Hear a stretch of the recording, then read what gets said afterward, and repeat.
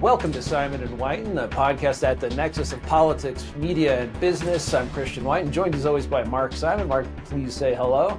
Hello from Canada. The Great White North, if we're allowed to call it that anymore, doesn't mean anything about race. It's just something that a country was called, right? That's right. Okay. You have some interesting developments with the presidential race. I can't believe we're already talking about it. It's a year and a half away, although I guess things get going not too long from now in Iowa next winter, and before that with the pre-jousting. But, you know, a development which came across on Tucker Carlson's show on Fox News, that a number of the campaigns responded to a questionnaire he sent about the centrality of Ukraine to U.S. national interest, national policy, what we ought to do. And Ron DeSantis, the Florida governor, I think most people, including myself, see him as the strongest challenger to Trump. He's ahead in some polls, although most he's a close second. Basically saying, you know, people accused him of echoing Trump and saying, well, maybe this isn't our top priority. In fact, he explicitly said that we have many interests and this isn't a vital national interest, that regime change opposing Putin should not be a goal. Maybe it wasn't quite as much of a fundamental break as people portrayed it as, but clearly it differs from, and I've been sort of arguing this, and I think you have at times, that this consensus we see in Congress, where almost the entire Republican Party is essentially aligned with Joe Biden and the Democrats in, let's give Ukraine pretty much whatever it wants. We can argue if they should have F-16s and missiles that can reach deep into Europe, into Russia, but as far as money, intelligence, G2 operational stuff, they can have all of that. We should support them to the hilt. But no, here comes Governor DeSantis saying, you know, maybe we have, in fact, he did explicitly, I think, list China as the top threat. And while he didn't say this, maybe it's starting to take the view that if everything is a priority, nothing is a priority. And maybe a country like ours actually in the year 2023, 2024 needs to start prioritizing things and not just be chasing every bunny. Mark, what do you think of the debate that's shaping up? I thought it was incredibly interesting how, when I read DeSantis's statement and when I saw it, DeSantis is a very skilled politician. People are going to have to, I've never understood, with the guy's running for president, he's not quite the front runner, but basically Trump's residual power and residual pull, as far as I'm concerned. As people meet DeSantis, they tend to like him. I look at DeSantis and I saw what he said and I read what he said. I thought it was a very, not well crafted, but I thought it was a crafted political message where he left himself quite a few outs. In other words, you know, if this happens, that. In other words, he's like, I'm just not going to. Why are we there? It's not really one of our core interests. I tend to agree with that, but it doesn't mean that I think we should, we can abandon them to Putin. But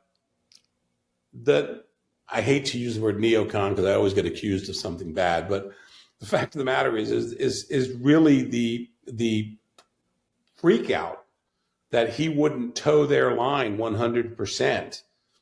I think it really reflected the fact, and you're the one who actually said this earlier too, before we went on.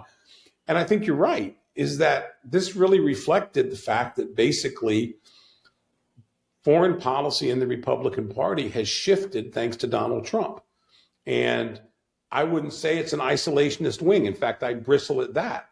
I think it's basically a wing that says, these are our priorities. This is what we have to do. You know, do we have enough military power to do this? What's going on?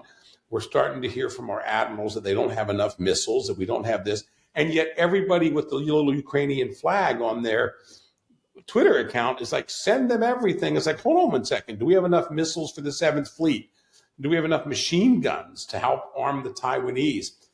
My take on it was really, I thought the take on it had not so much to do with giant geopolitical issues, but inside the Republican Party, they don't really have a champion. Of course, there's Liz Cheney.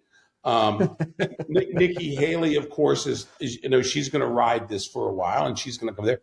She's making herself now unacceptable as a vice presidential candidate.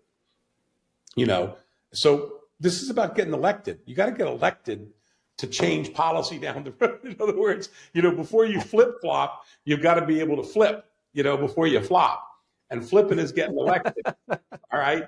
So you're not going to get elected in the Republican Party saying, golly gee, let's put U.S. troops in Ukraine, which unfortunately I think people say, oh, I'm not in favor of it. But I'm like, well, if you're not in favor of U.S. troops in Ukraine, then you've got to be open to debate about what things are going to happen here. I only have one insight, and that's I do listen to Jack Keane quite a bit. I think he's quite rational on stuff. Mm-hmm. We're going to see what the Ukrainians do in about 3 or 4 weeks. Yes, and because that's when they're supposed to be coming out. I don't think we're going to see, I think we'll see an offensive. I don't think we're going to see an offensive that's going to push the Russians back. They're pretty good at fighting tanks, the Russians. The Germans learned that. And the Russians, once you start pushing them into near their territory, they're going to stiffen up quite a bit. And we'll see a lot of different, weapons coming from them. But the real thing I believe is, I think DeSantis, what he has now signaled internationally is we are on a road to discussions, which, basically there's President Xi and there. So in other words, like DeSantis has now said, Trump has said this in my party, we're saying this. And now we're starting to hear from a little bit from the left. In other words, look, Black America and Hispanic America are not behind this war because they know, first of all, two things.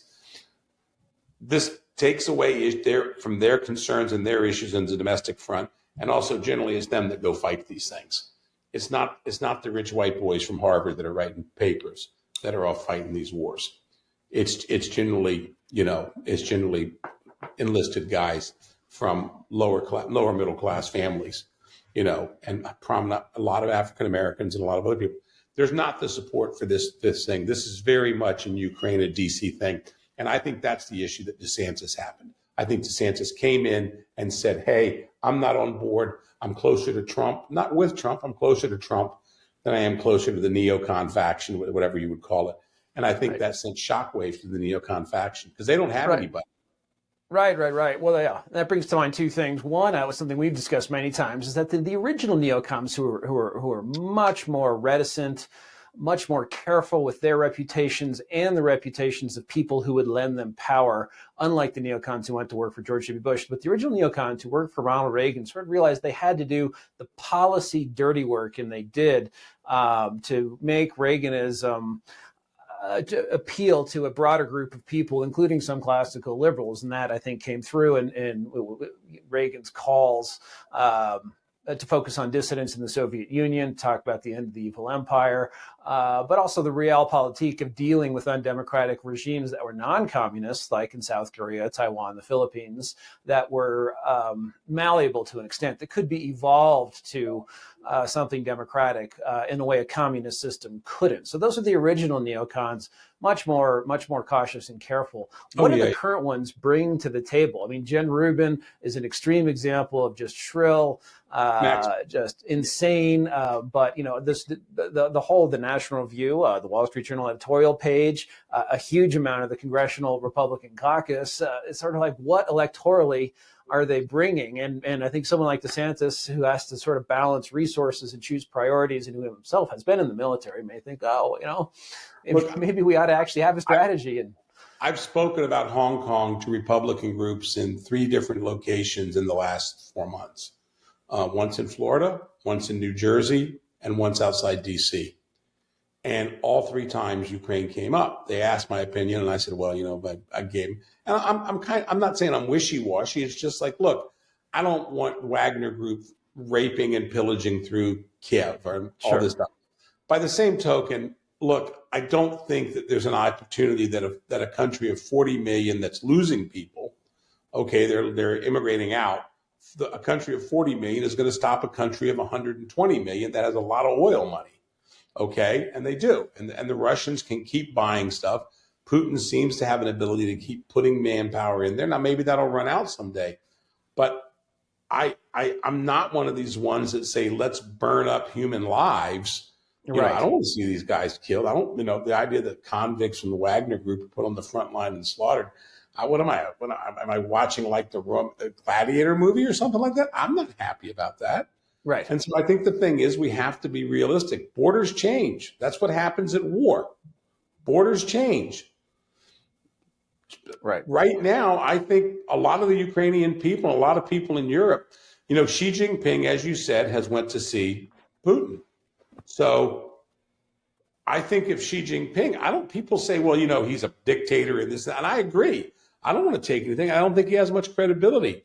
But, when the room's on fire, the guy with the bucket of water, nobody really asked about his pedigree. And Right. I think Xi Jinping is going to come up with some things. He's going to have a very strong presence, and there's going to be a lot of Europeans who are going like, we want this over, we want this over, and Zelensky's going to come under tremendous pressure.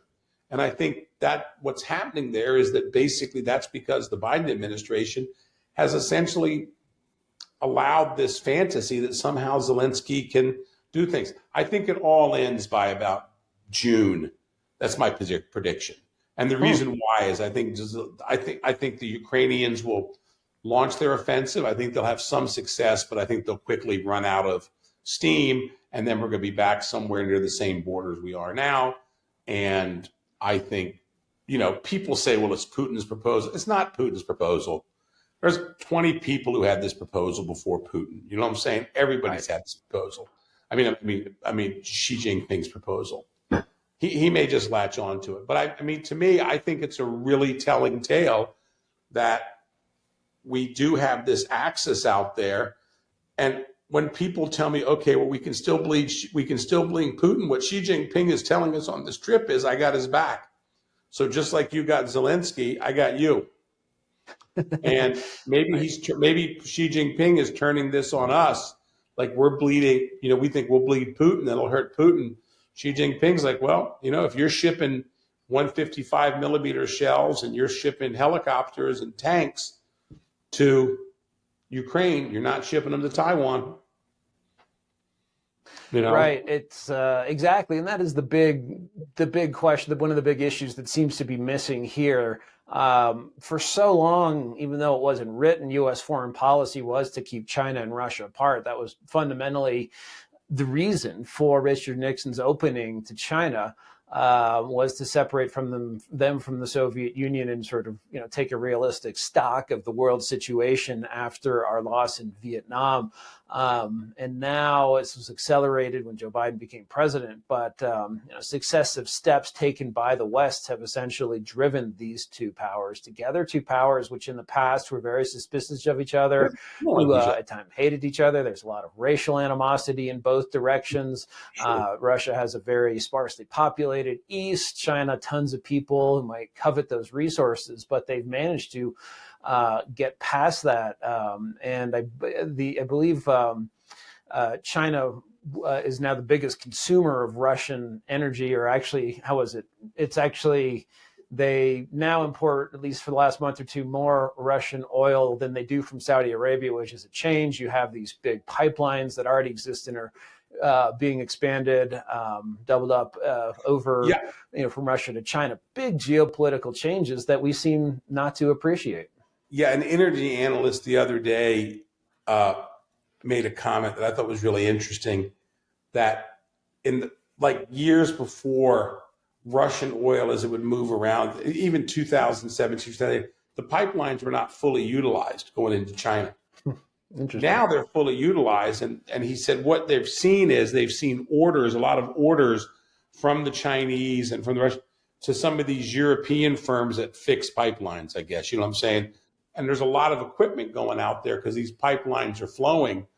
And, I'm sure it's not exactly an environmentally wonderful show, but, there's speculation that essentially, if you turn these pipelines on, whatever size it is, if it runs for 24 hours, that's basically a tanker. If two of them run for 24 hours, that's like filling up a tanker. So every day a tanker is showing up with oil, and then they're putting it on rail cars and trucks, through tanker cars and things like that to go other places.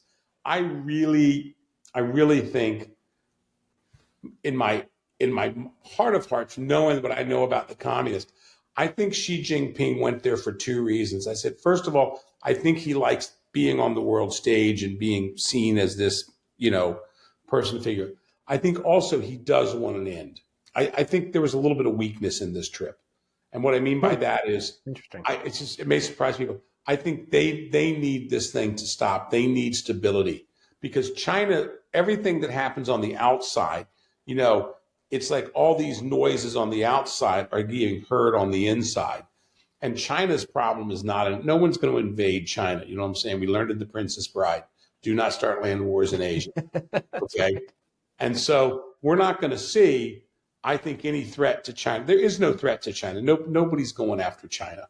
Okay. But there's an internal threat. And I think it's growing and growing. I told somebody the other day, apparently some dollar stores are not going to sell eggs because the eggs are too expensive.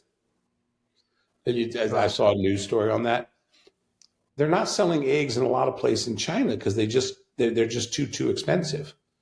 You know, and you've gone now to the farmers. Some of them are just doing door-to-door delivery because they want to cut out the middleman. They're driving into town and selling eggs. But, you know, they're not selling them in large numbers because they're afraid they're going to get rushed. You know, it's almost like the guy on the corner going, hey, would you like to buy some eggs? Would you like to buy some eggs? They're setting up customer networks. Almost, to be perfectly honest with you, almost like we had during COVID when all these farmers started saying, I'll bring stuff to your door. You know, we had some of those guys start up. Here's the point. By that, I make. I think that Putin and Xi Jinping have tied themselves together in some manner that we don't fully understand yet. I mean, it's one of the things that drives me insane. People go, well, it means this and it means that. I'm not sure what it means. But what I do know is it's not a pure showing of strength. However, if the U.S. continues along the same and the Europeans continue to basically feed the beast the same, what I mean by that is continue without any policy adjustments with Ukraine and some other places, I think we're really looking down the road at that partnership becoming more and more successful. But I think the Russians and the Chinese could break off in 5 minutes. And my point is, if we really want to solve it, we can solve Ukraine. The Russians would much prefer to sell at full dollar value their oil abroad, you know what I'm saying, than sell it to the Chinese at a 15 or 20% discount. Right. And Europe, got so lucky with one of the warmest winters in recent memory. No guarantee that's going to happen again. And they had these big sort of big stores of energy going into this winter, even if it was bad. It wasn't bad. None of that's guaranteed. And they can't build pipeline capacity terminals fast enough to receive natural gas from the U.S. or from Qatar this summer. So they have this I also think, too, the Ukrainians, I mean, people get mad at me when I say this to my friends. I think Ukrainians are running out of goodwill, too, because it's like, look, we're with you, we're backing you, we're backing you, we're all with you, and we will be. But you guys got to solve this thing. I'm sorry, borders happen, you know what I'm saying? And it's one of the things, we really haven't had a war in my lifetime where borders have really changed that much. Well, Vietnam, we haven't really had one, but borders are going to change this time. 2014, they changed with Crimea. Now they're going to change here. And to me, the reaction is that after they change, then basically everybody flips out. But I think that that point in time, as part of this, we guarantee Ukraine, the remaining part of Ukraine, their security. And then we move forward. And then at that point in time, if Russia comes back again, I would probably say, well, you know what? They're not going to stop. And so essentially it's all on.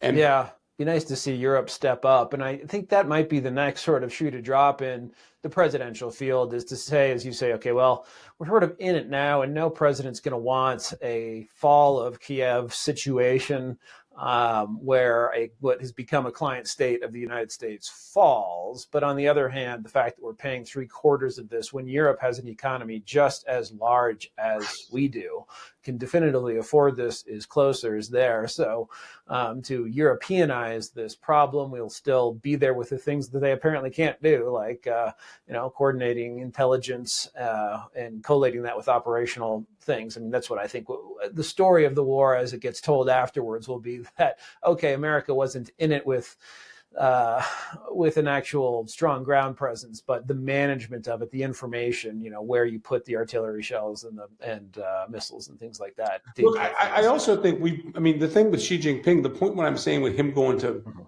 Russia was in part weakness too. The Chinese really still do look at Korea and Japan and around them. And the fact of the matter is in India. And the fact of the matter is this aggressiveness of Xi Jinping, Ukraine or aside, this aggressiveness has basically shown the Asian nations that they got a threat. I mean, threat is a combination of capability and intent. So, in other words, the Brits can rain down nuclear weapons on the Americans. So far, we know they have the capability. They don't have the intent. Well, we've learned the same thing about the Chinese. The Chinese have the capability to start a war in Asia. And for the longest time, we believed, probably correctly, that they didn't have the intent to do that. The peaceful rise of China, they kind of bought into that. Not so sure we buy into that anymore. In other words, and I think that's why we're seeing things happen, such as the Koreans and the Japanese, who do not like each other. Right. Good chance 10 years ago, you had a Japanese car on the street in Korea, you probably have a broken window or some scratches. You know what I'm saying? That, if you leave it out there after the bars start to close. I know a guy in Korea one time who had like a Toyota, really like a little racy Toyota, and his son had it, and they dolled it up so it looked like some car that nobody had any idea what it was. So they put all little stuff on it because he didn't want to get it all dinged up. But it was a hell of a race car apparently for the streets. But the thing is that they don't like each other and they're coming together. In Southeast Asia, you started to see, Marcos going like, you know what? I just can't take these fishing fleets. I can't take this aggression. You know what I'm saying? The Australians have been completely embarrassed in the Solomon Islands, Fiji, and places like that by the Chinese. They're stiffening their upper lip. The last person down there is their former Prime Minister Paul Keating, who hates America and just basically can't control himself, and he's thinking that China's still good.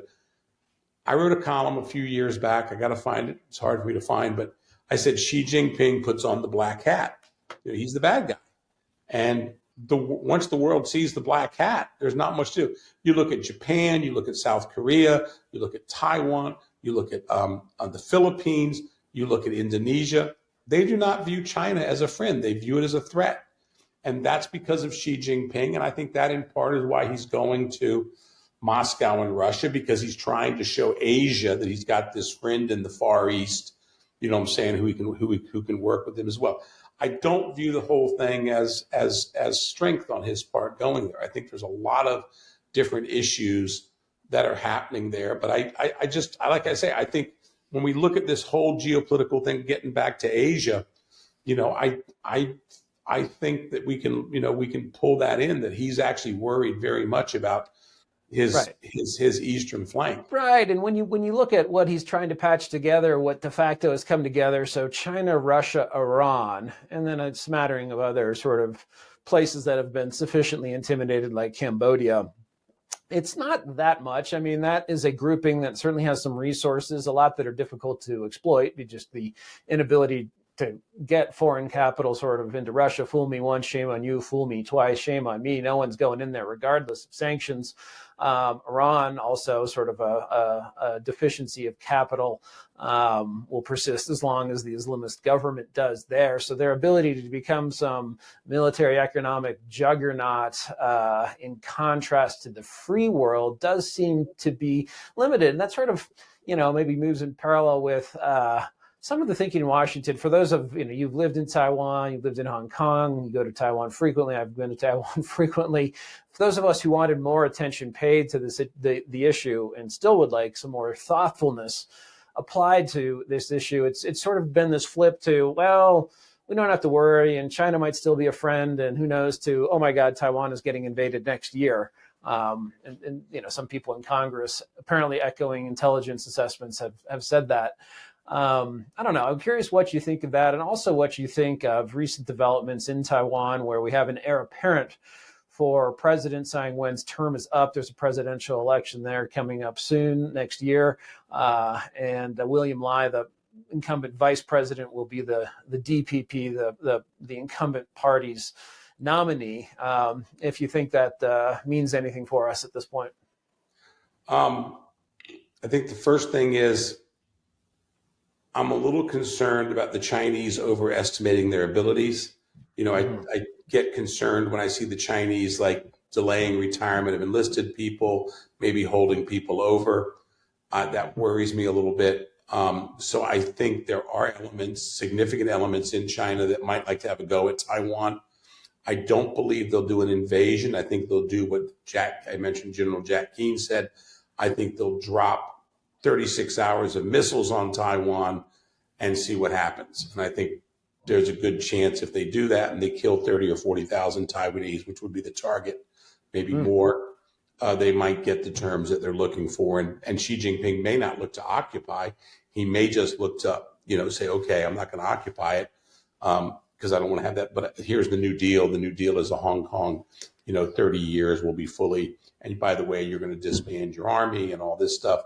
And then they'll flood all this money in there. They'll have all the open up for the investments and all that stuff. But I think that on my part is fantasy as well, because I think there's something that we forget. The idea that somehow you can control things once what's the famous term, the bubble goes up. It's ridiculous. It's ridiculous. There is no way the Chinese are going to do anything they're going to have to attack the Southern Islands in Japan, which is going to bring the Japan and the U.S. in. I myself think that it would be highly unlikely the Chinese would try that. And I think Xi essentially is going to wait to see what Bill Lai does. He's going to wait to see what happens in the election. And I actually believe that Bill Lai will probably be a little bit more solicitous of Xi Jinping, largely being pressed by the U.S. and the Japanese to be such. In other words, I think you're going to see a break in the DPP a bit, where you're going to have the people, some of the independence-minded people, and they're there. They're not there. They're a very small minority. I mean, but they're a pain in the ass at the party level. But I make no bones about it. I think that basically Xi Jinping is always there. He's not a cat. He's not like up there waiting to pounce. He's more like the cat in the corner with an eye up. Okay. And if he thinks he can get it, he's going to start moving and positioning himself. But right now, he's fat, he's full, and he's just, and he's got the mice suitably scared over in the corner. They're not coming out. So I mean, that's the situation I see with him right now. As far as Bill Lai goes, I mean, I've never really had an in-depth discussion with the guy. I've shaken his hand apparently 3 or 4 times, I've been told. Typical left winger in the DPP. Probably looks better in a military uniform riding a tank than President Tai. I mean, she always looked like Michael Dukakis to me. You know what I'm saying? Riding out that. She always had a big ass hat. I'm like, can't somebody get her a proper sized helmet? You know what I'm saying? She always had that big tank helmet. The South Koreans do that too, where they dress up their president in military garb. It's like just if it's either a suit or just an open collar white shirt. Those are your options. Sorry. What was it? Al Gore, John? It was John Kerry. They put in like the orange hunting suit one time. Oh, that was John Kerry, and then it was featured on the New York Post. So it was leaked from NASA to the New York Post. They were told they were assured it was like a blue NASA suit, and he was climbing through some white tube. It was surreal. It's like, come on, but the thing is like I think we'll see. The KMT is an effing mess. They're just a mess. So don't count on them. I think we'll see what happens. You can probably count on the Chinese to make some threats, and that'll drive the people. And I think Bill Lai did a pretty good job 2 or 3 months ago where he said, no independence, status quo, that's it. And I think he'll be good there. Overall, Christian, I have to say my alarm bells don't really ring for the Taiwan Straits because it takes a long time for them to up tempo, okay? And it takes a long time for them to up tempo. And when they go to up tempo, I think it takes a little bit more. I think it takes a little bit more than we think. You know what I'm saying? It takes a long time for them to up tempo their world. Mm-hmm. You know what I mean? In other words, that you just can't go to war tomorrow. And so that's why I say when I saw them delay their retirement age if we see them start holding people over, then I think we're going to start seeing a lot of problems. But, China's opening back up economically because they have to. Well, And yeah, that so was my question. My next question, final question was when, as you see, we've had financial turmoil. I mean, not that much. A woke bank, Silicon Valley Bank, that was mismanaged and made a bunch of dumb bets on the theory that bond prices would not actually go down when interest rates went up. I was told that's a mathematical reality. Anyway, but you do have compounding problems here. My view is if you just look at money supply and the cuts of the largesse from the COVID era, that we are going to have a recession, and that's going to be reflected this year. Just my opinion in both GDP and the stock market. But, I don't think the crisis in banking is quite as significant yet as people had feared. But do you think this is real, and is this going to affect Asia? And you just mentioned the Chinese economy and what's going on there. The Chinese economy is in very bad shape for a lot of reasons. I'm not sure. I'm not so sure we're the driving force. I think high interest rates are a pain in their ass. I mean, everybody was better when interest rates, in China, to be honest with you, 2.3%. Look, we just saw land sales in China basically drop 29%. When land sales drop, that means people are not going to build. When we see basically an aging workforce that now is actually having problems finding work. In other words, there's this goal to keep these people in, but there's not the jobs to do it. And we have a growing unemployment problem among the youth. We also have the same thing that's happening here, that's happening over there, is we're seeing displacement of workers by technology and other things like that. I think they've got all the problems that everybody else has. That's my point. But it's worse because they got no pressure valve. It's kind of like, say what you want to say about the French, but at least they could riot. You know what I'm saying? I mean, they got a pressure valve, and that'll manifest itself in elections, and then you move forward.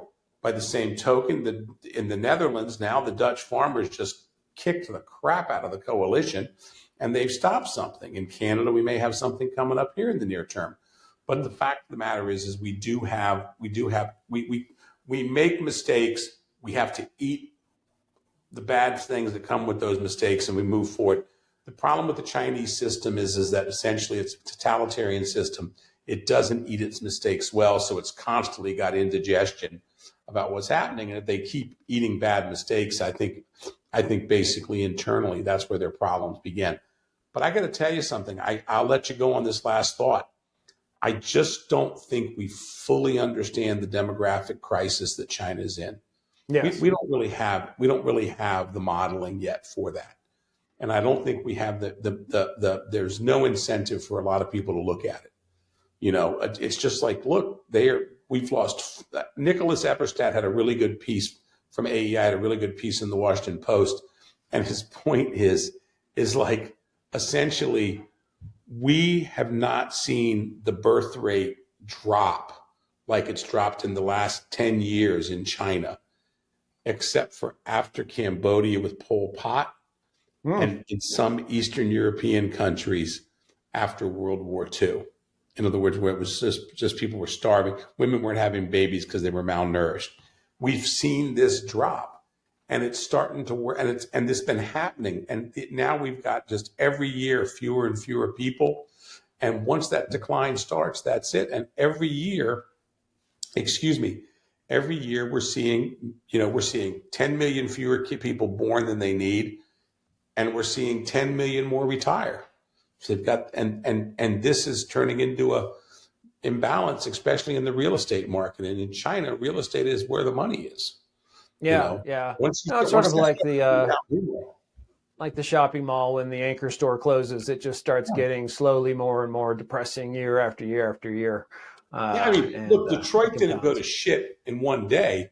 Detroit really started going into shitter. People don't realize this. It put a lot of effort into it. I know Detroit. Detroit actually really, excuse my language, but Detroit actually started really going downhill in the early mid 1950s. Mm-hmm. People don't really realize that, but it was growing. World War II was a massive boost. Okay, because they're making everything, tanks, planes, and then when they came back, they switched into autos, and we had this boost again. But really, I shouldn't say early 50s, but I was, I'm invested in Detroit, I'd say probably late 50s. It started like going down. We started getting the white flight. We started getting all these issues. And really from the 1950s, really, by 1998, 1999, it was turning into a hellhole. It took a long time for a city to collapse.